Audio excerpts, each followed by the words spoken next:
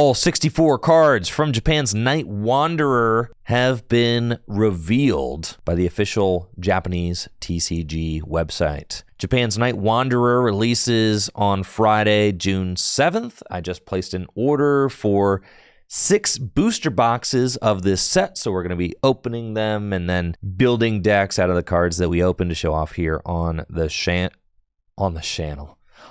channel in mid-June, and these cards will be part of our Shrouded Fable set, which releases in August. So this is going to be the last set that releases before the World Championships, this mini set, and is going to switch up our format from the North American International Championships just before Worlds by adding a few new cool cards, which we are going to be talking about in today's video. Huge shout outs to PokemonProxies.com. Jack from the team Omnipoke does a great job of translating all of the scans into nice English cards that you can use as proxies. So again, huge shout out to PokemonProxies.com. Definitely check it out if you want to get English scans of the cards before they're actually released in English. I also want to take a moment to shout out my sponsor, FullGripGames.com. If you're looking to pick up some sealed product from Shrouded Fable, Full Grip has pre-orders available now for Shrouded Fable sealed products. So head over to FullGripGames.com and place a pre-order today to make sure that you get your hands on Shrouded Fable cards as soon as possible.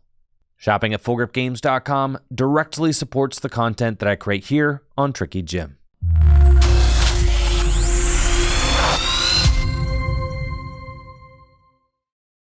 Kingdra EX is a new Stage 2 Water-type Pokemon with 310 hit points and 2 attacks. Its first attack, King's Order, costs just 1 Water Energy and allows you to put up to 3 Water Pokemon from your discard pile onto your bench. And that means any Water Pokemon. So you could put 3 Stage 2 Water Pokemon from your discard pile straight onto your bench. That's pretty cool. 3? I mean, you can set up your entire board for just 1 Water Energy with Kingdra EX, and that's certainly pretty fun to think about. You could set up Baxcalibur, you could set up other Kingdra EX, and then you could use Baxcalibur's ability to power up Hydro Pump, which does 50 damage plus 50 more damage for each Water Energy attached to this Pokemon. So if you have 2 Water Energy, that's 150 damage. If you have 5 Water Energy, you're doing 300 damage, and 6 Water Energy, you're hitting that 350 damage, which allows you to one-hit KO anything in the Pokemon TCG. Now, I don't think that this Kingdra EX is as good as Baxcalibur Chenpao, my beloved. I think you're pretty much always going to be better off just setting up Baxcalibur the old-fashioned way with Rare Candy, and then taking one-hit KOs with Chenpao EX, which is a basic Pokemon and has an attack that one-hit KOs things just like Kingdra does. Now, obviously, if you summon your Pokemon into play with King's Order, they can't be devolved with Devolution TM. So that's something that maybe plays to your advantage. But my biggest argument against Kingdra EX when compared to Baxcalibur Chenpao is that Baxcalibur Chenpao decks can attack on the second turn of the game, but Kingdra EX decks, at their fastest, would only be able to summon Pokemon into play on the second turn of the game, and then would get to proceed to attacking on the following turn. So it's at its very fastest a turn 3 attacking deck.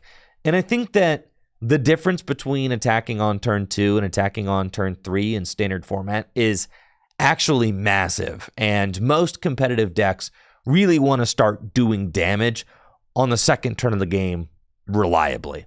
So for me, Kingdra EX is a really cool card, but I still think pales in comparison to Chenpao Baxcalibur.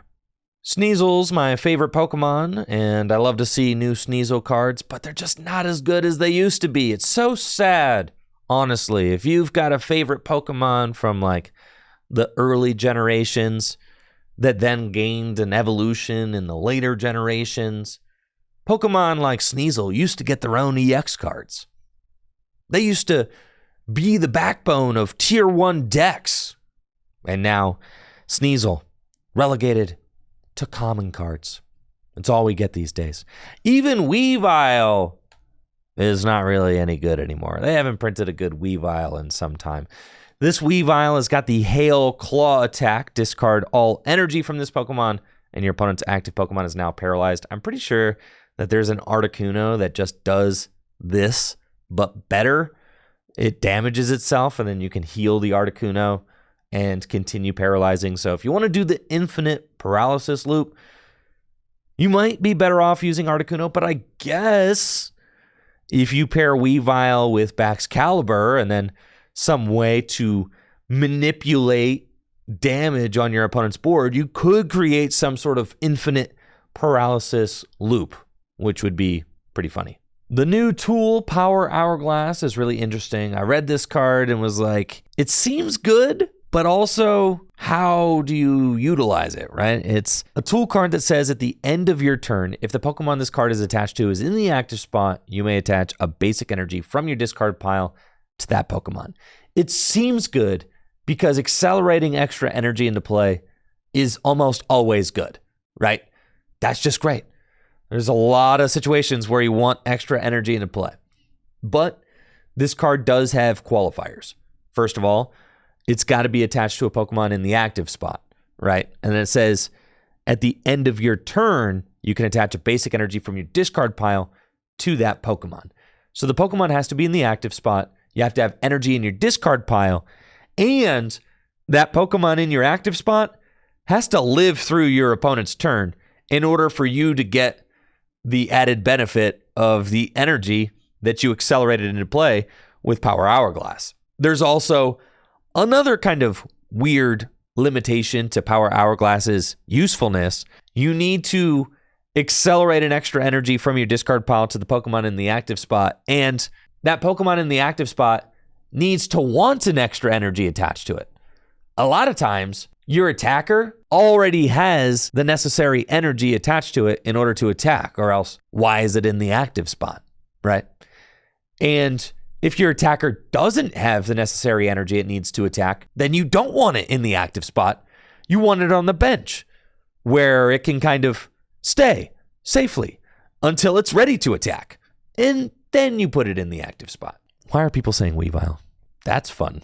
Okay. So as we kind of think about it, there are very few situations where I think Power Hourglass actually makes sense in standard, because almost 100% of the time, if you've got a Pokemon in the active spot in standard, it is not safe. And if it is in the active spot, then it's attacking and already has the energy it needs attached to it. But with the new Weavile and the Hail Claw attack, which requires that you discard all energy from this Pokemon and you paralyze them, right?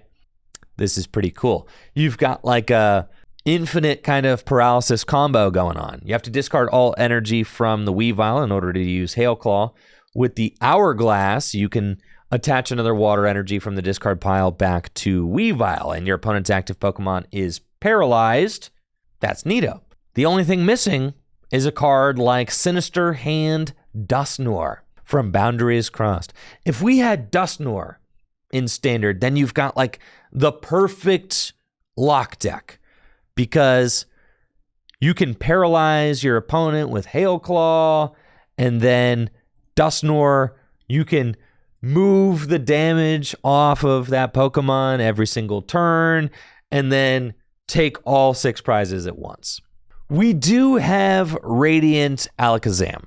Radiant Alakazam can move 2 damage counters off of the defending Pokemon every turn, but eventually you will still knock out the Pokemon that you have locked there. And that's not actually what you want to do. All right. You don't want to ever knock out that Pokemon that's in the active, because then your opponent will have a chance to attack, and you don't want to ever give them a chance to attack. No, that's not what we're doing here. We are trying to lock them fully. Okay. Your best option for the lock, since you can only move 2 damage counters at a time with Radiant Alakazam, is to Hail Claw over and over while manipulating damage counters with Radiant Alakazam, then use Boss's Orders to bring up Pokemon with more HP and lock them in place, and then eventually you start manipulating damage in a way that you can take prize cards, and all the while your opponent is just suffering there, thinking, dang it, why didn't I play more Switch cards? They never do. We got a new Terra Pokemon, Revevroom EX, a lightning type Revevroom with 280 hit points and 2 attacks. Its first attack, Accelerating Flash, costs 1 metal energy and it does 20 damage plus 120 more damage if this Pokemon moved from your bench to the active spot during your turn. It's got a retreat cost of just 1. So a pretty mobile Pokemon, easy to pivot in and out of the active spots, and dealing 140 damage to a Lugia V-Star is pretty good. I mean, this thing one-hit KOs Lugia V-Star, one-hit KOs Archeops. It's going to one-hit KO pretty much any lightning weak Pokemon that has 280 hit points or less. So that's solid for just 1 metal energy. Speed Break costs 3 metal energy and does 250 damage, and you have to discard this Pokemon and all cards attached to it. I thought I misread this the first time that I read it. Discard this Pokemon. I was like, surely it meant to say discard some energy or discard some tool cards or maybe discard a stadium card. Discard this Pokemon? Like the whole guy and all cards attached to it? All the energy? All of the Revevroom? It just dips out? All right. I mean, I guess. You're doing 250 damage, so you could Speed Break and promote an annoying Pokemon like, who's an annoying Pokemon? Mimikyu with its Safeguard ability, or a Pokemon with a lot of HP, or Cornerstone Mask Ogerpon. Ultimately, I feel like this hit and run style attack is cool, but it requires a lot. I mean, you got to get 3 metal energy on this thing to do 250 damage, and then you discard it. So then you have to recover it, and then you have to put it back, and then you have to discard it again. So, like, you would have to have multiple Metang in play as well to power up the Revevroom. And I guess if you are playing Metang Revevroom, you could have this engine. An engine. You could have this engine where you have Metang as your energy accelerator, and then you've got Revevroom, the one that allows you to draw cards, and then you have this Revevroom as an attacker, and that's all pretty cool. I don't hate this, but I have a hard time believing that Revevroom EX is a better partner for Metang than Dialga V-Star right now. Maybe after Dialga V-Star and all of the other Pokemon from the Sword and Shield block rotate out of Standard, maybe then we'll start to see combinations like this make their way into Standard format. But as it is right now, Dialga V-Star takes extra turns and can do well over 300 damage. And Revevroom just doesn't offer that. So Revevroom is not as good as Dialga, and therefore not very good in Standard right now. Look how creepy this Drowsy is. We got a brand new Dusknoir line that spreads damage on the opponent's Pokemon at the low cost of needing to knock yourself out. Both Dusclops and Dusknoir have abilities that place damage counters, but you knock yourself out in the process. Dusclops has the Cursed Bomb ability, which places 5 damage counters on one of your opponent's Pokemon, and you knock out the Dusclops, and then Dusknoir places 13 damage counters on one of your opponent's Pokemon, and then you knock out the Dusknoir. This is pretty wild. I mean, there's a lot of ways to spread damage right now in Standard format. You've got Sableye in the Lost Zone engine, but God knows if the Lost Zone engine's going to remain relevant after this guy hits the metagame. We'll talk about him later. Dusknoir does seem pretty solid. It knocks itself out, so it allows you to activate cards like Reversal Energy, which I think is really good. And you can also use it so that then you can Iono your opponent to lower hand sizes. You do have to plan things out very carefully, but the Dusknoir line seems like it'll be something that you're able to use strategically in order to knock out certain things on your opponent's board. Like imagine using Dusknoir to just knock out your opponent's Bibarel, and then your opponent takes a prize, and then you Iono them to low, right? So like you can do strategic things like that, which I think is really fun with this Dusknoir line. Cresselia is a new basic Pokemon with 120 hit points, and the Crescent Purge attack, which costs 3 Psychic Energy. It does 80 damage plus 80 more damage if you turn one of your face-down prize cards face up. That's kind of fun. 160 damage. You get to reveal one of your prizes and play the rest of the game with that prize card face up. And I think this is a really fun attack effect. They've had attack effects like this before in the Pokemon TCG. Gallade from Secret Wonders had like the same thing going on with its Psychic Cut attack. It's definitely cool to see them bring this style of attack back. The attack does cost 3 Psychic Energy, so the only way that you're really powering this up in standard format would be with Gardevoir. So the question is it worth it to play an attacker like this in your Gardevoir deck that flips over one prize at a time, maybe giving you some knowledge of which prize cards to take? I'm not necessarily sure that it makes sense to play Cresselia and Gardevoir. You're already going to be competing with a lot of other guys for space and prominence in the list, like Screamtail, for instance, which can do 160 damage snipe for 3 energy. Cresselia does 160 damage to the active. So I think Screamtail is just better.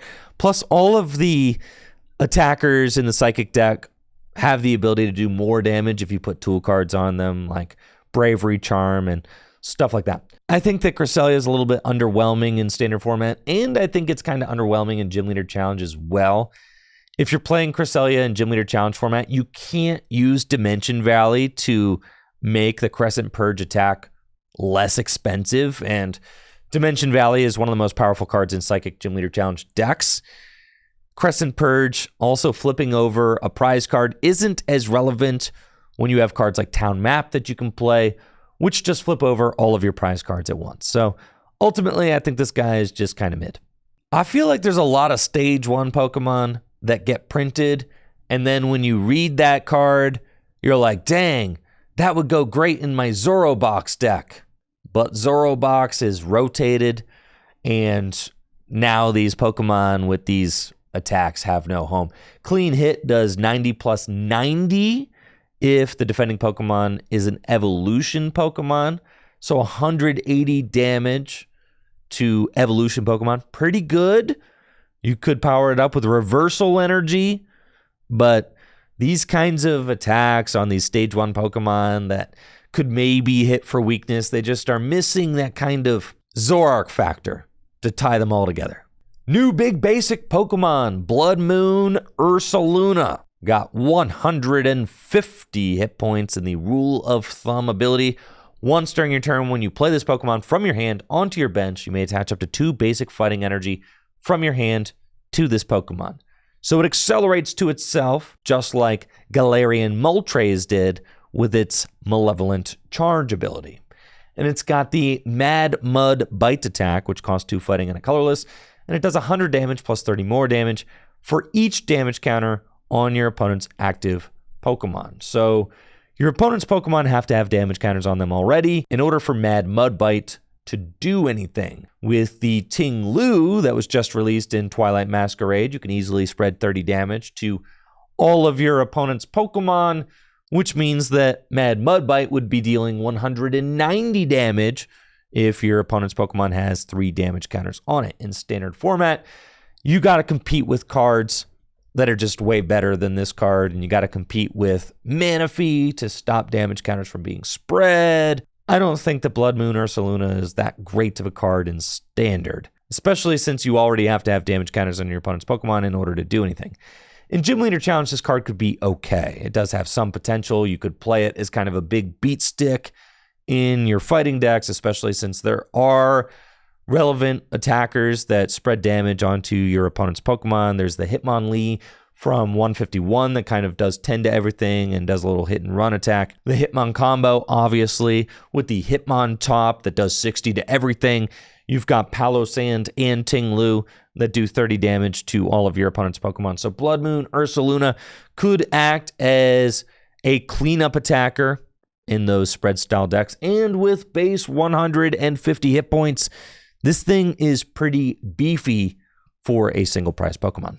You could play Bloodmoon Ursaluna in Raging Bolt decks for the rule of thumb ability, just to accelerate extra fighting energy into play. I do think that you're better off using your bench space for Teal Mask Ogerpon EX instead of Bloodmoon Ursaluna. When you play an energy retrieval in your Raging Bolt deck, you get 2 grass energy back to your hand, and you can just lay those down onto your Teal Mask Ogerpon. Using Bloodmoon Ursaluna to accelerate extra energy into play doesn't draw you any cards. So I think Teal Mask Ogerpon is just stronger, and most of the time you're going to want to put your fighting energy onto your Raging Bolt instead of a Bloodmoon Ursaluna. So even though that is a relevant combo, I do think there's already a better fit for Raging Bolt EX. Both Future Moth and Ancient Moth in the same set. Boy, we are spoiled. I love the artwork on this Slither Wing. It's a lot of fun. It's got 2 attacks, Iron Buster and Smashing Wings. Iron Buster does 20 damage plus 120 more damage if your opponent has a future Pokemon in play. 140 damage if your opponent just has a future Pokemon in play. That's pretty good. Obviously, it one-hit KOs Iron Hands EX. That's nice for just a fighting and a colorless energy. Then Smashing Wings costs 2 fighting and a colorless, and it does 130 damage. With the downside, you have to discard 2 energy from this Pokemon. I could see this Slither Wing being the default answer to Iron Hands decks in Ancient Toolbox decks. You hit the right numbers, and you don't have to damage yourself in the process. That's nice. I do love Crobat. Crobat always has cool cards, and this Crobat is no different. It's got 130 hit points in the Shadow Envoy ability, which says once during your turn, if you played Janine's Secret Technique from your hand, you can draw until you have 8 cards in your hand. That is a powerful effect. Fill your hand to 8. Wow. While we're here, let's take a look at Janine's Secret Technique. It's a supporter card that says choose up to 2 of your Darkness Pokemon. For each of those Pokemon, search your deck for a basic Darkness energy card and attach it to that Pokemon. Then shuffle your deck. If you attached any energy to your active in this way, that Pokemon is now poisoned. So it accelerates 2 energy from your deck to your Darkness Pokemon and poisons your active, which combos perfectly with the Binding Mochi tool card. Stop saying Mochi. Mochi? Is it Mochi? I'm sorry, all right? Do I lose my Weeb card? It's a Mochi, all right? It's a Mochi. Fine. Which says the attacks of the poison Pokemon that this card is attached to do 40 more damage to your opponent's active Pokemon. So we've got some poison synergy going on right here. And Crobat plays into all of that with its Shadow Envoy ability. Since Janine's Secret Technique doesn't actually draw you any cards, Crobat fills that void by drawing cards for you. So a perfect draw engine for this darkness kind of deck that we see taking shape. Crobat also has the Toxic Fangs attack, which does 120 damage for a darkness and a colorless energy. Your opponent's active Pokemon is now poisoned, and you put 2 damage counters instead of 1 on that Pokemon between turns. So let's start thinking about Crobat as a potential attacker. Toxic Fangs does 120 damage. With the poison, it does 140 damage. If you have the Mochi attached, that's 180 damage. If you have Radiant Hisuian Sneasler in play, that's 200 damage after poison. And then on top of all of that, if you have Perilous Jungle in play, your poison deals 2 more damage. So you're going to be doing 220 damage with all of those modifiers going into your opponent's turn. And at that point, your poison damage is going to be doing 6 damage between turns. So then, if your opponent doesn't switch their active and your opponent doesn't counter your Perilous Jungle, they're going to be taking 6 more damage counters coming back into your turn for a 280 damage swing. Broken Crobat deck. Let's go. And Crobat has free retreat? Sheesh. Slow down there, buddy. Sounds like we've got a broken deck on our hands. This Zoroark's kind of fun. 120 hit points and the Phantom Jack attack, which costs 2 colorless energy and does 60 damage for each of your opponent's Pokemon EX and Pokemon V in play. You know how I said that all these stage 1 attackers are kind of missing that cohesion that makes them a functional deck? Yeah. This Zoroark is, okay. If your opponent has 6 EX Pokemon in play, you're going to be doing 360 damage for just 2 colorless energy. But no opponent would, do that, right? I mean, they're not going to see a Zorua and be like, I should fill my bench. No one's going to do that. So odds are you're probably hitting for more like 200 damage or maybe 180 at the most. And you have to use a double turbo to attack, so you're going to be doing less damage if you're using double turbo, or maybe reversal, because God knows you're probably going to be losing if you're playing one of these stage 1 toolbox decks, because there's no cohesion, okay? There's nothing tying them all together right now. They've got no mission. They've got no purpose. Farigiraf toolbox. And if you think that Farigiraf is the glue that's going to hold all of your stage 1 Pokemon together, I don't know about all that, okay? You're still just going to get Iron Hands to the face. Malamar has got the Conspiracy Tentacles attack. If you did not play Xerosic Scheme from your hand during your turn, this attack does nothing. All right, but if you did switch in one of your opponent's bench Pokemon to the active spot, and this attack does 120 damage to the new active Pokemon. Boy, oh boy, what does Xerosic Scheme do? Your opponent discards cards from their hand until they have 3 cards in their hand. Wow. So a disruptive combination. This is a fun mini set. I feel like we're getting lots of kind of poisoned and disruption-themed cards, which is really cool. Xerosic Scheme is a powerful card. I mean, think about Lost Box decks that just have huge hands, or control decks, any deck that just amasses like a 15-card hand. You can just use Xerosic Scheme and just make them pump the brakes and go all the way down to a 3-card hand. That is a lot of cards that you can get rid of. A lot of resources that you can tank with just one supporter card. So this is a very strong card. Xerosic Scheme may be kind of problematic in Gym Leader Challenge format. In expanded format, Delinquent and Lieutenant Surge are banned cards already because of the hand removal combinations that are possible with them. But in Gym Leader Challenge formats, there hasn't been as much of a problem yet. But with Xerosic Scheme, hand removal is going to become a lot easier with Lieutenant Surge's strategy and Delinquent.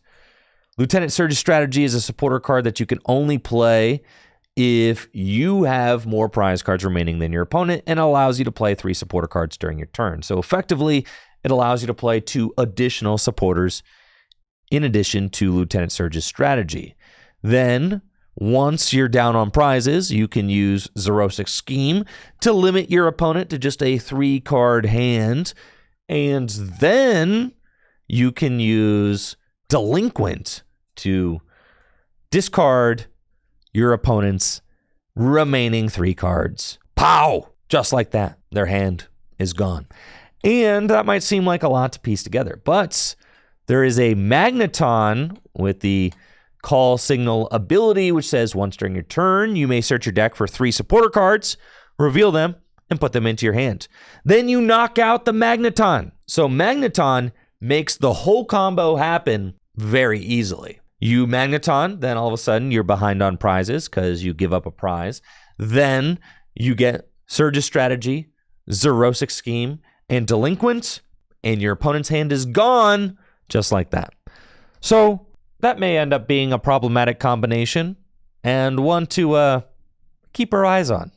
As for Malamar, I don't think that this card is very good.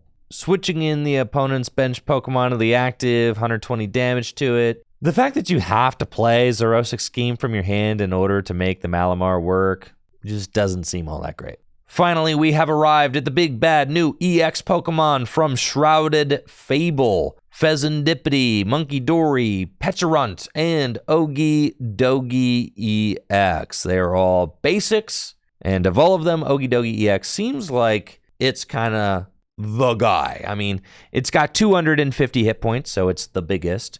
Okidogi is also the cutest of the bunch, and I will not be hearing any counter arguments to that. Poison Muscle costs 1 colorless energy and allows you to search your deck for 2 basic darkness energy and attach them to this Pokemon. Then you shuffle your deck. If you attached any energy in this way, this Pokemon is now poisoned. So a nice way to accelerate energy onto itself. It does leave itself poisoned, but as we saw from the Mochi tool card, being poisoned is actually a buff now since it allows you to do more damage with your attacks. Its attack, Crazy Chain, costs 2 darkness and a colorless and does 130 damage plus 130 more damage if this Pokemon is poisoned. So this guy kind of sets himself up with the Poison Muscle, gets the energy it needs onto itself, poisons itself, and then is ready to Crazy Chain for 260 damage. If you have the Mochi tool card attached to it, you're going to be doing 300 damage for just 3 energy, which is nutso, all right? 300 damage coming from a basic Pokemon, that's big. And we already saw that we've got the Janine Secret Technique supporter card as well, which can help accelerate energy onto your darkness Pokemon. We've also got Dark Patch in format, which can accelerate more energy onto your darkness Pokemon. And we still have Darkrai V-Star, which can help you to get item cards back and attack in a pinch if you feel like attacking with Darkrai V-Star. If you want a maybe Pokemon V to kind of tie everything together with a powerful V-Star, Darkrai V-Star could be played alongside Okidogi EX as well. With 250 hit points, that is a lot of HP, but of course you are going to be whittling away at your own hit points with poison. So really it's going to be more effectively in the realm of 220, 230 HP by the time you're actually dealing damage, because if this thing is poisoned and then swings, it'll have 240, and then by the time it's going back into your turn, it'll have 230. So nice attacker. 300 damage, 3 energy on a basic. That's no joke. Munkidori EX has 210 hit points, and the Skip a Beat ability says if this Pokemon is knocked out by damage from an attack from your opponent's Pokemon, and if you have a Pecharunt EX in play, your opponent takes 1 fewer prize card. So it's basically a Pokemon EX that gets to act as a single prize Pokemon, which is crazy. All you have to do is have a Pecharunt EX in play. And we'll talk about Pecharunt in just a moment. Munkidori has the Dirty Headbutt attack, which does 190 damage, and during your next turn, this Pokemon can't use Dirty Headbutt. So a solid attack. Retreat cost of just 1 means it's going to be easy enough to pivot this thing in and out of the active spot. And pivoting is going to be mad easy with this deck anyway, since Pecharunt EX allows you to switch your Darkness type Pokemon around. It's got the ability Controlling Chains, which says once during your turn, you may switch one of your benched Darkness Pokemon, except Pecharunt, with your active Pokemon. If you do, your new active Pokemon is now poisoned. So this Pecharunt allows you to make sure that your attackers stay poisoned so that you can always get that buff from the binding Mochi. That's nice. Love the synergy there. And it also single-handedly solves the problem of Okidogi EX having a fat retreat cost of 3. And it also helps you versus control decks, which is also great. So lots of solid synergy happening with these darkness Pokemon and the whole poison thing and the Mochi. I'm really liking what I'm seeing from this. Pecharunt also has the irritating burst attack, which costs 2 darkness energy and does 60 damage for each prize card your opponent has taken. So at the end of the game, if your opponent has taken 5 prizes, you can do 300 damage with irritating burst for just 2 darkness energy. Nice. And then last but not least, we've got Fezandipiti EX, which reminds me a lot of Oricorio GX. It's got 210 hit points and the Take Advantage ability, which says once during your turn, if any of your Pokemon were knocked out during your opponent's last turn, you may draw 3 cards. And you can't use more than 1 Take Advantage ability each turn. Its attack, Cruel Arrow, costs 3 colorless energy and does 100 damage to one of your opponent's Pokemon. If you played it all during the Sun and Moon era and maybe the early Sword and Shield era, then you remember just how powerful Oricorio GX was. It was a great draw engine for single prize decks and really a great draw engine for a whole bunch of decks, just giving you 3 extra cards every time your opponent took a knockout. Fezandipiti EX looks like it's going to fill a similar role. It's power crept with 40 more hit points than Oricorio GX had, which is nice. Still has a single retreat cost and with a 3 colorless Cruel Arrow attack. I mean, you could theoretically use that attack in whatever deck you're playing since it doesn't actually require darkness energy to use, and a nice little 100 damage snipe is a useful option for many decks to have. What I really like about Fezandipiti EX is that it gives your deck some extra oomph added to its draw power when you need to respond on key turns, especially after you lose a Pokemon. Bibarel is kind of the go-to draw engine for a lot of decks right now, as it allows you to fill your hand to 5. But there is the issue that you can't draw past 5 with Bibarel. With Fezandipiti in play, you could use Bibarel to Industrious Incisors and fill your hand to 5, bench Fezandipiti, then all of a sudden you're up to 8. And 8 cards in hand is an absolutely massive card advantage that you're going to get after your opponent takes a prize card. You could even play Fezandipiti in place of Bibarel in some decks, just alongside Pidgeot. Pidgeot by itself feels like it's a little bit shy of where it needs to be a self-contained draw engine. That's why players have started playing Bibarel alongside Pidgeot. Pidgeot allowing you to search out that individual card you need, but Bibarel just kind of filling your hand and giving you other options to pair with the card that you select with Pidgeot. You could play Fezandipiti alongside Pidgeot and maybe not need Bibarel in order to fill your hand with Industrious Incisors. Maybe you can just bench Fezandipiti, draw 3 cards, then use Quick Search, find that combo completer, and you kind of have a nice little draw engine with those cards working together, at the same time. So Fezandipiti seems like it's going to be great. Obviously, you can play it in this poison deck if you'd like to and accelerate energy onto it with Janine's secret technique, but I don't even think that that's going to be the best use for Fezandipiti. I think Fezandipiti is going to be useful in a lot of different decks. Cancel culture has gone too far, guys. Now they're coming for our A-Specs. It's messed up. You can't take my dangerous lasers, all right? Hands off my dangerous lasers.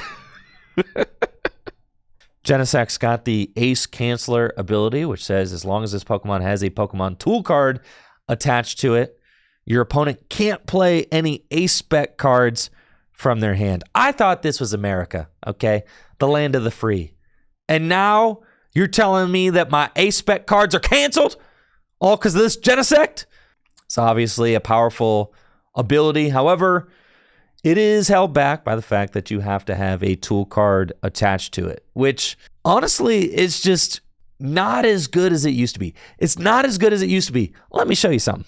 All right, back in my day, Spiritomb had the ability Sealing Scream, which said each player can't play A-Spec cards from their hand. For free. All you had to do was bench it, and blammo, no A-Specs. Now, what's different about Genesect is that it is a one-sided A-Spec lock. So you are still free to play your A-Spec, but your opponent is not. However, your opponent can remove the Ace Canceller ability effect with a Lost Vacuum. So it's kind of interesting. I'm curious to see if Genesect actually pops up as a tech card to prevent opponents from playing their A-Specs.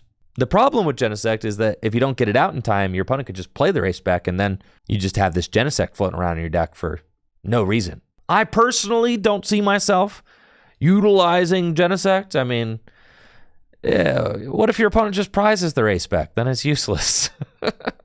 This Copperajah is huge. So huge, it's got the Gargantuan Body ability, which says as long as this Pokemon is in the active spot, your opponent can't play any stadium cards from their hand. And then it's got the Nose Lariat attack, which costs 3 metal and a colorless, does 130 damage, and you can do 100 more damage. If you do, during your next turn, this Pokemon can't attack. That's a very powerful attack effect, especially in Gym Leader Challenge format. I don't really see this card being played in Standard. I mean, you could build a Metang Copperajah deck. But again, I'm going to make the argument in Standard format, you're just better off using Dialga V-Star as your partner for Metang. And I think until Dialga V-Star rotates, there's no reason to play anybody else with Metang other than Dialga V-Star. That's just the nature of Standard, though, right? You're only really incentivized to play the most powerful cards, and then there's really no reason to play the lesser power cards, right? So Gym Leader Challenge is a little bit more flexible since you can only play one of each card in your deck. So you can't just play 4 of the best metal attacker. It's a singleton format. So you can only play one of the best metal attacker. So then the second best, third best, fourth best, and sometimes, heck, even fifth best attackers get to see some play in GLC, which is part of what makes it so fun. Copperajah in Gym Leader Challenge format, pumping out 230 damage. I mean, that's pretty serious. You would have to switch Copperajah back to the bench in order to attack back-to-back turns, since Nose Lariat's buff makes it so you can't attack next turn. Benching Copperajah will remove that effect. You could also Nose Lariat just for 130, which does clear a lot of Pokemon in GLC. The benefits of Gargantuan Body is also real nice. You could do things like lock Parallel City into play. You could lock Silent Lab in play. There's a lot of really tough stadiums that you could force your opponent to deal with, especially Parallel. If you've got Parallel City up and Copperajah in the active spot, you're just limiting your opponent to a 3-card bench, and they can't put a stadium in play to counter your Parallel. So that's pretty nice. You could also lock Crystal Cave in play, which is really good for healing. Copperajah does have a lot of HP, and healing 30 damage from all of your metal Pokemon every turn is super good. You could even lock Full Metal Lab in play, which makes it so your metal Pokemon take 30 less damage from attacks. Sheesh. All right. Okay. I'm loving this new Haxorus. It's got 170 hit points and the Axe Down attack. For 1 fighting energy, it says if your opponent's active Pokemon has any special energy attached, it is knocked out. Just period.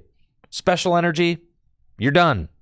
Just like the Single Strike Beedrill, which did see some play during the Sword and Shield block. However, Single Strike Beedrill was played with the Single Strike Mustard supporter, which allowed you to just instantly summon Beedrill into play, which was, kind of broken. Turns out getting stage 2 Pokemon into play without having to evolve them is pretty nice, especially when they have 1 energy attacks that can instantly KO popular Pokemon. Haxorus also has that 1 energy attack that can instantly KO any Pokemon with a special energy attached, which is situationally good in Standard format right now. You've got Lugia V-Star decks, which obviously play a ton of special energy. You've also got Dragapult decks, which sometimes play a Neo Upper energy. But outside of that, there's not a ton of special energy floating around right now, so I don't think it's ever going to be worth putting the whole Haxorus line into your standard deck just for Axe Down. Thankfully, Haxorus does have a solid second attack. Dragon Pulse for a fighting and a metal energy does 230 damage, and you discard the top 3 cards of your deck. That's a hefty cost, you know, having to discard the top 3 cards of your deck, but 230 damage does clear a lot of threats in the Pokemon TCG. I mean, almost every basic EX Pokemon you can one-hit KO with Dragon Pulse. Haxorus is kind of nice with it, honestly. I mean, 2 energy attack doing 230 damage, 170 hit points. The Axe Down attack, I mean, yeah, you can knock out Blissey, sure. I just don't think Blissey is a very good deck, okay? Blissey does beat Dragapult, but it doesn't really beat anything else. Lost Zone Giratina with Jet Energies, sure, you can knock that out too, but Lost Zone Giratina stocks are way down with the new set. So I don't know that Axe Down is going to be worth building a deck around in standard format. And unfortunately, that's just kind of where these stage 2 single prize attackers are. Even if they're solid, the format's just not in a place where it makes sense to set up a bunch of attacking stage 2 Pokemon. Are there any good attacking stage 2 decks that are not EX decks right now? Like, no. Okay? Think of all of the stage 2 Pokemon in standard right now. It's Charizard EX. It's Dragapult EX. It's Pidgeot EX. And it's Baxcalibur, who notably do not attack. Okay? Baxcalibur, he sit on the bench where he belongs, nice and safe. All right. The era of stage 2 attacking single prizers, I don't think is like quite here right now. Okay. Gardevoir EX was a interesting situation because Gardevoir EX supported the Shining Arcana Gardevoir, which ended up being one of the best attackers in standard during its time, but that's rotated out now. I'm talking about standalone attacking stage 2 single prizers. I don't know if Haxorus is good enough to make that a thing yet. Conkeldurr, all right, Conkeldurr is strong. Is it a tier 1 deck? I mean, is it good? Is it even a tier 2 deck? Is Conkeldurr even a tier 3 deck?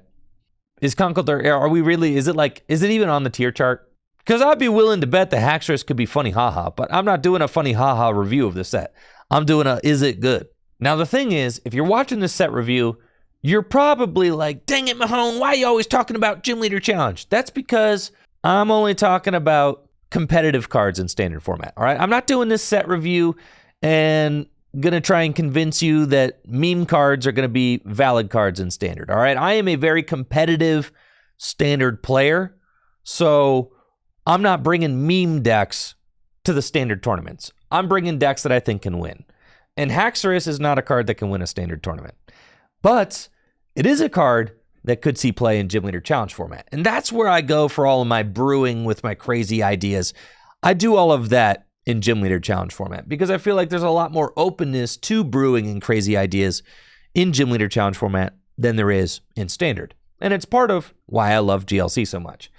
Haxorus in Gym Leader Challenge format certainly has some potential. 230 damage clears just about everything in the format, with the added bonus that Axe Down knocks out any Pokemon with a special energy, and there is a lot of decks that utilize special energy in GLC. Haxorus also has the benefit of the Ultra Evolution Axew from Brilliant Stars.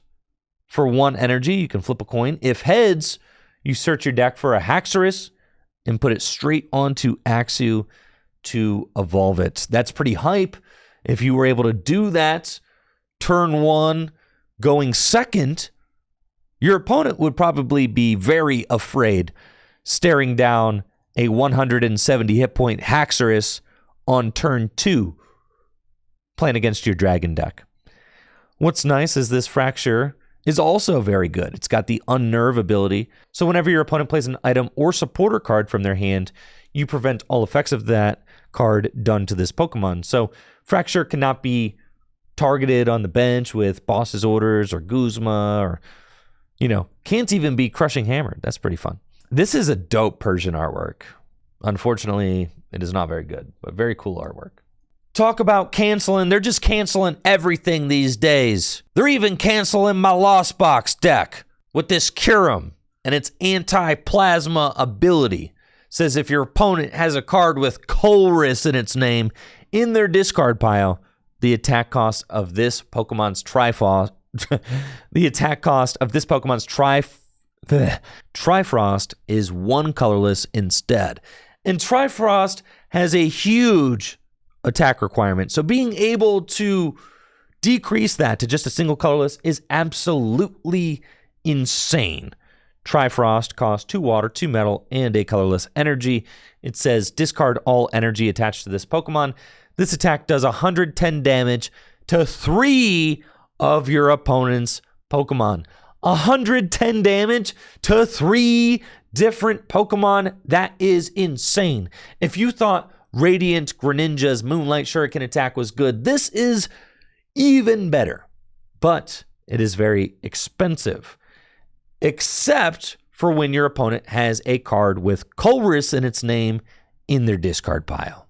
In standard format currently, there is only 1 trainer card with Colress in the name. That's Colress's Experiment, most notably played in Lost Box decks.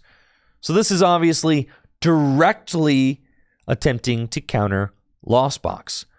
But there is also a new supporter card being released that also has Colress in its name. Colress's Tenacity is a new supporter card that says search your deck for a Stadium card and an Energy card, reveal them, and put them into your hand. This is a very strong supporter. Getting a Stadium and an Energy is sometimes all you need to get your deck going. And especially since Colress's Tenacity says Energy card and not basic Energy card, that means that you can go get any special energy you want with Colress's Tenacity. So a very nice, flexible supporter that's probably going to end up seeing some play in standard format. In the same way that Arven ended up seeing a lot of play. As Creatures continues to print stronger special energy and Stadium cards, I think Colress's Tenacity will really start to take shape in standard format. Colress's Tenacity is already going to be an absolutely busted card in Gym Leader Challenge format, right alongside Guzma and Hala, which has really spiked in price in the course of the last year or so. I think it's up to like a $6 or $7 card, and that's because it is one of the most popular supporter cards in Gym Leader Challenge format, being able to search out powerful tool cards, special energy cards, and Stadium cards. Colress's Tenacity is not quite as powerful as Guzma and Hala, but it is 2/3 as powerful, which is pretty nice. And you don't have to discard any cards from your hand in order to play Colress's Tenacity, unlike Guzma and Hala, which is sometimes really tough to play out of the opening hand. But anytime that you play Colress's Tenacity from now on, you got to be thinking about this guy. Kyurem with the anti-plasma ability and the Trifrost attack, which could just do 110 damage to 3 Pokemon for 1 energy. Absolutely insane. Now, obviously, Lost Box decks do have some sort of defense against Kyurem. They can just play Manaphy. So then, if you're playing Kyurem to try and counter your opponent's Lost Box deck, then in order to really get the benefit of Trifrost, you would have to gust up the Manaphy, canceling Cologne, and then Trifrost, blammo. 3 things. So, there's counterplay to Kyurem, and then there's counterplay to the counters that Kyurem might face. That sounds like a lot of fun, doesn't it? I can't tell you how excited I am to see this Grass Joltik, the first of its kind. This means that you can now play Galvantula in Grass-type Gym Leader Challenge deck, something that wasn't possible before this Grass Joltik was released. And since we just got the Dragon-type Applin as well, I'm starting to think that creatures over there in Japan, they see us, Gym Leader Challenge players. They feel our plight of not being able to play certain evolution lines because their pre-evolutions never got their secondary type printed, and they're going back and fixing all of it. Okay? Which is pretty hype. And this Joltik, combined with the Dragon Applin, I think is maybe evidence that they are at least thinking about Gym Leader Challenge format. After all, we did have a huge Gym Leader Challenge side event at the Yokohama World Championships this past year in Japan, and I do have many friends who work at the Pokemon Company International, and Pokemon Company International does, communicate with creatures as far as card design and all of that goes. So maybe creatures does see us Gym Leader Challenge players, and maybe, just maybe, they're thinking about Gym Leader Challenge when designing their cards. And this Joltik is giving me the copium that maybe they are. Joltik evolves into this cool grass type Galvantula. And when I first looked at this card, at a glance, I thought that it might be dual type, just because it's kind of got this yellowish green to it. And it's not a dual type, it's grass type. There is a dual type Galvantula, which is legal in Gym Leader Challenge format for both grass and lightning decks, which is pretty fun. I do wish that they would bring dual types back to the Pokemon TCG. I think that would be very fun. If they do bring dual types back to the Pokemon TCG, I hope that they don't do it how they did it in the X and Y era by just splitting the card 50-50 down the diagonal. I hope that they take the design choice from the original EX era where they kind of had the blended background. That looked a lot nicer in my opinion. This Galvantula gave me some dual type feels kind of because it's yellowish green. I think that's intentional since Galvantula is usually yellow, but this is a grass type one, so it's kind of got an extra green hue to it. It's got the ability Compound Eyes. If your opponent's active Pokemon has any abilities,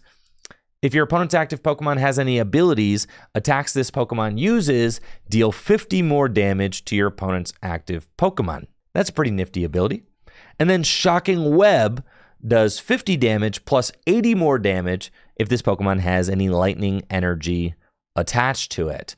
So it does base 130 damage if you have any lightning energy attached. And with the attack cost being a grass and a colorless, that means that you could have either one grass and one lightning energy attached, or you can have a grass and an energy that provides some sort of rainbow effect, like maybe a luminous energy or a legacy energy, or in Gym Leader Challenge, maybe an Aurora energy or rainbow energy. In GLC, you could have counter energy attached to it. In Standard, you could have a reversal energy attached to it, which provides the lightning energy requirement. But of course, with counter energy and reversal energy, you do have to be losing in order to activate that.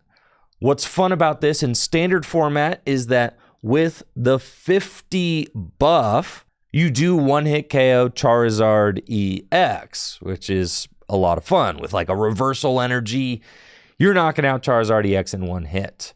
However, Charizard EX is no longer the big bad of Standard formats, and I don't think that Charizard EX is going to be popular enough to warrant playing a Galvantula line in whatever deck that you're running in Standard format. So I'm not totally convinced that this is going to be a viable card in Standard. In Gym Leader Challenge, it might have a home in low energy grass builds if you're trying to build a grass deck that doesn't accelerate a bunch of energy into play.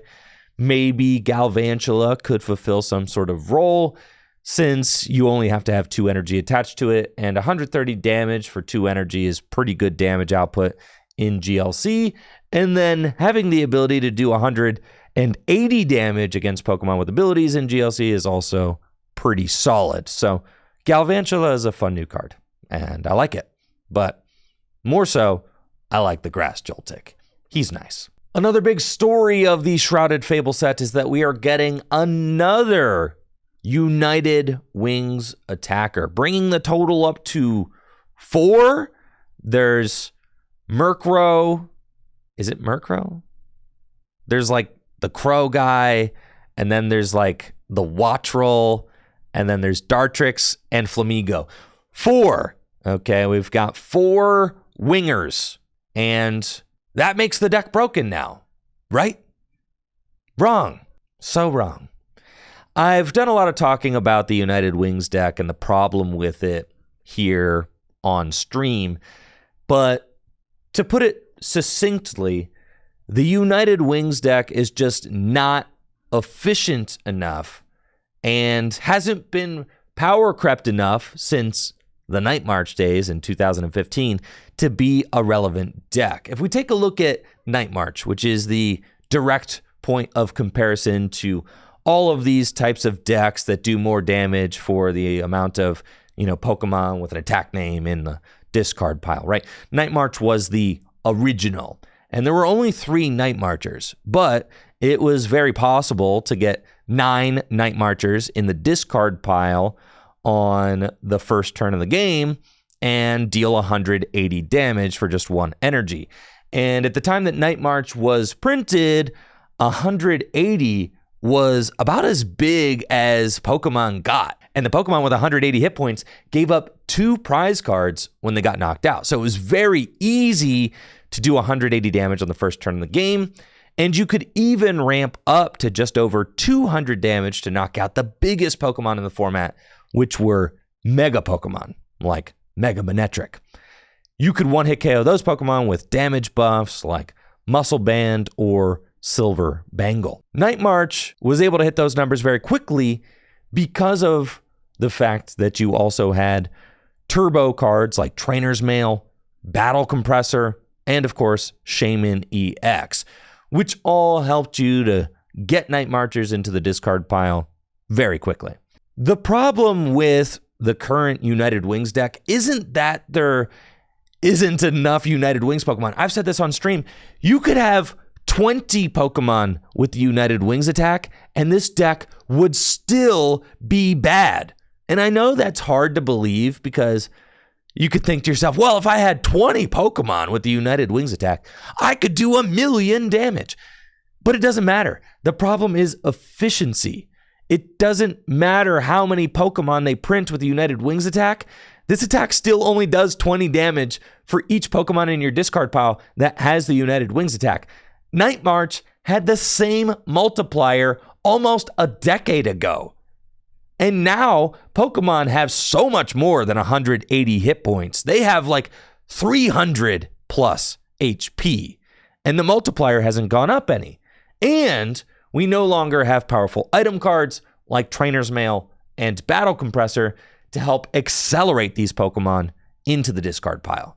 So unfortunately for you, Dartrix, you mean nothing.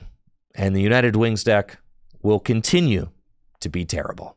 Tapu Boo. Look at this absolute unit. He's a single prize Pokemon with 140 hit points and the Wood Hammer attack, which does 220 damage, and it deals 30 damage to itself for 2 grass and 2 colorless energy. This is an unplayable card in standard format. But in Gym Leader Challenge format, this is a very reasonable attack cost to pay for in Rillaboom, Venusaur, grass decks. Venusaur has the Jungle Totem ability, which doubles up the effectiveness of your grass energy, and Rillaboom accelerates 2 grass energy from your deck to your Pokemon every turn. So in just 1 turn, you can accelerate 2 grass energy to Tapu Bulu, and those 2 energy count as 4 energy, meaning that you can do 220 damage very easily. And with the base 140 hit points, this Pokemon is pretty tough to knock out, though it does deal damage to itself, so its HP is kind of just nice that it won't become super squishy after it uses Wood Hammer once.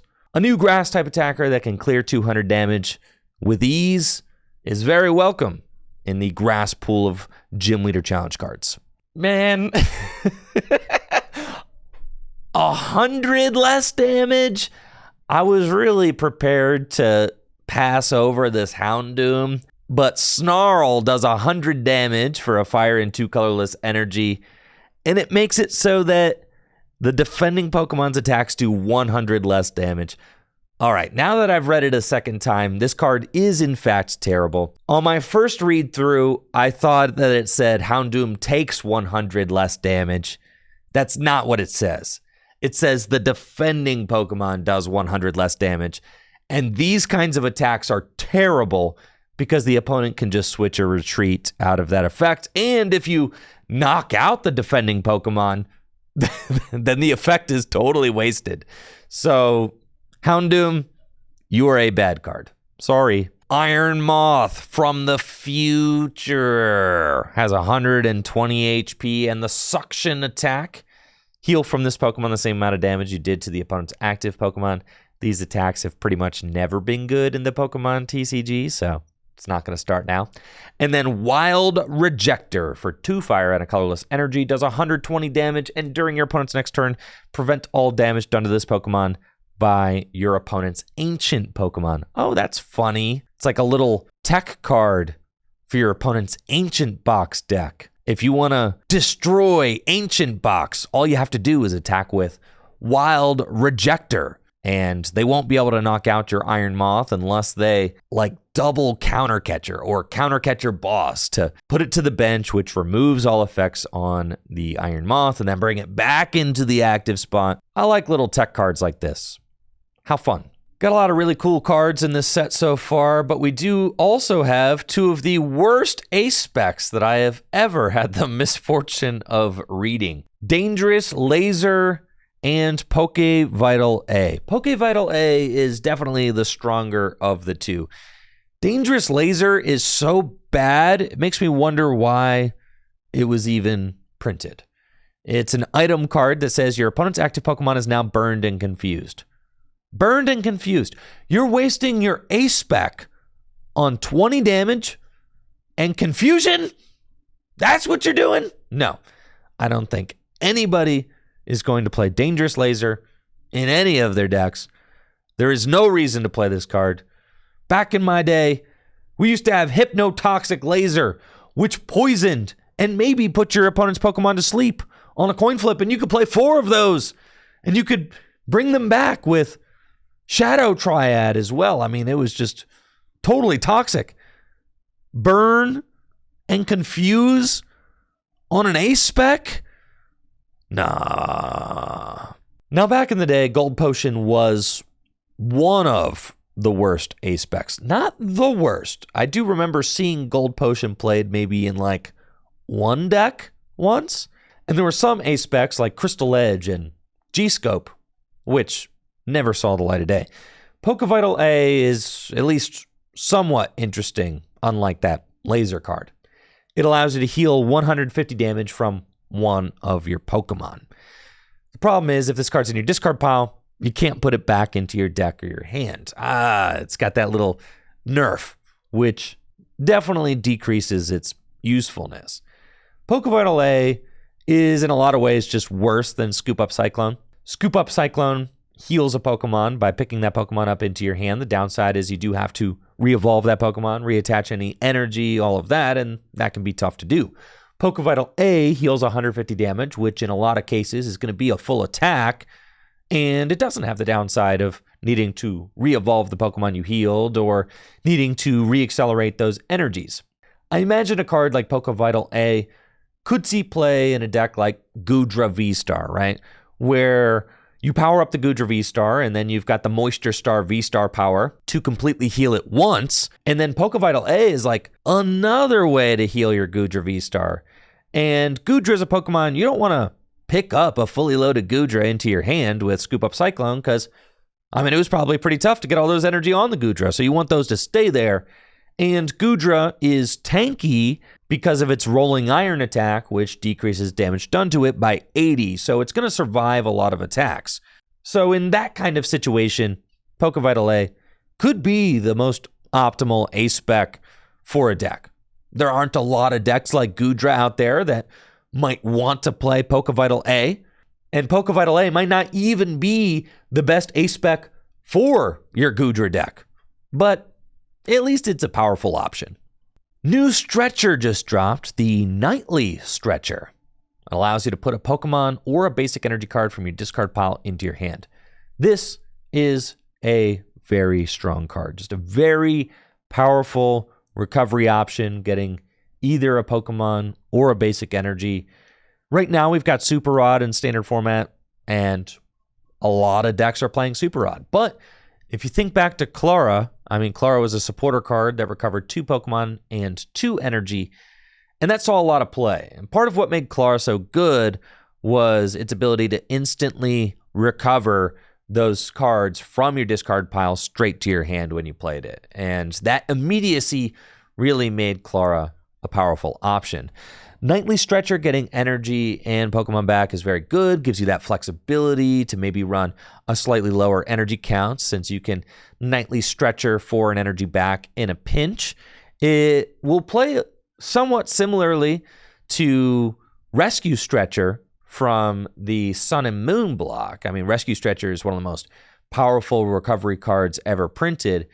It allows you to recover a Pokemon from your discard pile to your hand, but then the secondary effect is that instead of doing that, you can shuffle 3 from your discard into your deck, kind of like a Super Rod effect, but no energy involved. And that flexibility is incredibly good. And Rescue Stretcher saw play in almost every standard deck during its legality. Nightly Stretcher doesn't have the flexibility to put multiple Pokemon back into the deck. So I expect that maybe Nightly Stretcher will see play alongside Super Rod in some sort of combination, since you may just want to recover more Pokemon at a time with Super Rod, but then sometimes you may want to just bring one back instantly to the hand. Either way, Nightly Stretcher is a very powerful card, and I expect it to see a lot of play. The Neutral Center Ace Spec. Oh, how could I forget about this guy? It is a stadium card that prevents all damage done to Pokemon that don't have rule boxes by attacks from your opponent's Pokemon EX and Pokemon V. That's incredibly busted. However, you can't recover it. And once it goes to the discard pile, it stays there.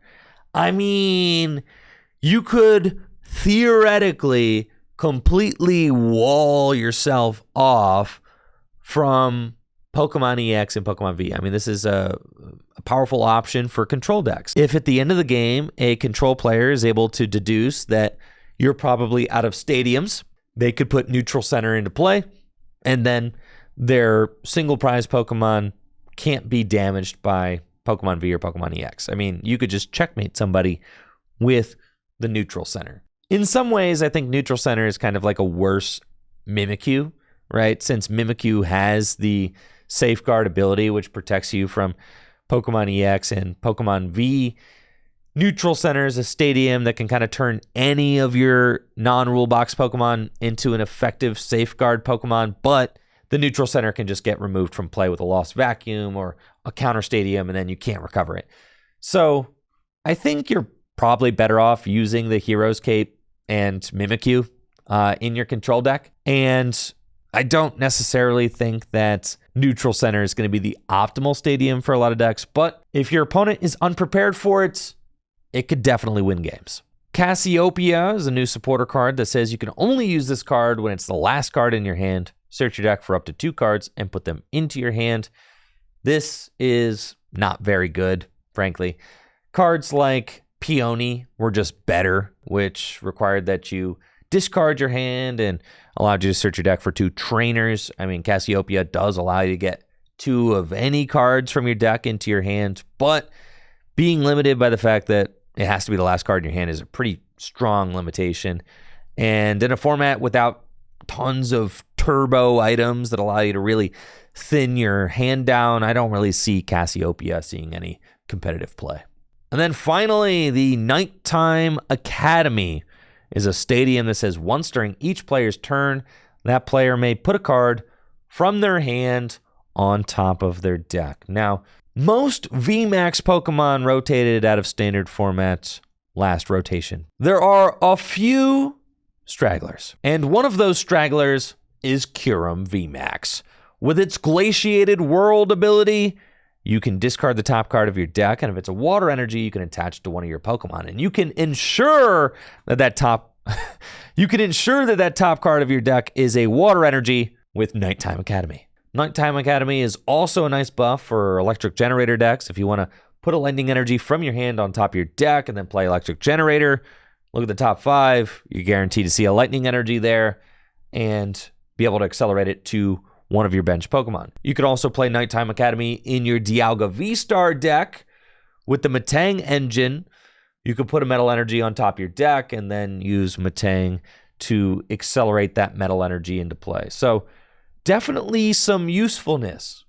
You could even use Nighttime Academy in your Silly Meg Cargo EX deck. Not every deck will love Nighttime Academy, but the decks that do want to stack specific cards on top of their deck will love this card. That about does it for the new Shrouded Fable set. This is again going to be our last standard legal set before the 2024 World Championships. Let me know what you think of these new cards in the comments below, and thank you so much for watching. Is there any card that I didn't give enough love to, or any card you're really looking forward to? Let me know what you think. Y'all take it easy and have a good one. See ya.